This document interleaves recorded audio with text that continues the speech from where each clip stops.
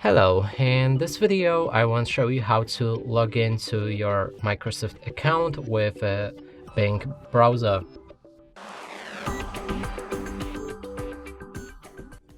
And to do this, you'll need to click on your profile picture in the top left corner of the screen. Right here you can select Tap to sign in or go to your settings. Here you can also find Microsoft account, so let's sign in.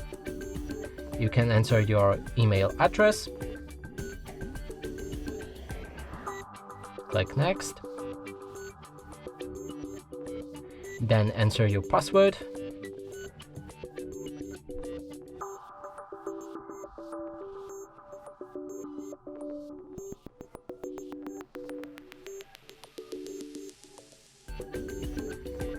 And right after you've entered correct password, you'll be logged into your Microsoft account. And that's it for this video. Hope you like it. Please consider subscribing to our channel, leave a like and a comment below.